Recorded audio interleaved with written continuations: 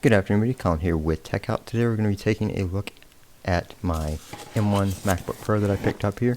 And I actually picked this up a couple weeks ago, but I came down with the old COVID, so I wasn't able to finish the video. 8GB memory, 256 storage, nothing special. But after having that on my Mac Mini and making videos on it and performing just fine, I didn't see the need to spend any extra money or anything like that on the next version up. So here we are, just taking off the plastic as usual. It does have the nice pull tab on it. Very nice packaging as always. The box feels a little bit thicker than the other previous version I had in 2017. Feels a little bit more padded.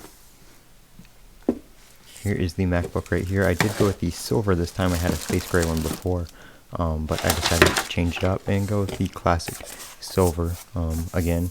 And we do have a USB-C cable, your little pamphlet right here with your Apple stickers and user guide and warranty and all that kind of fancy stuff.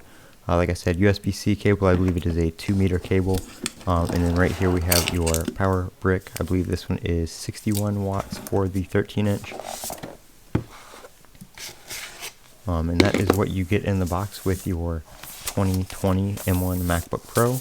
We'll go ahead and take it out of the plastic real quick. Very nice sound there.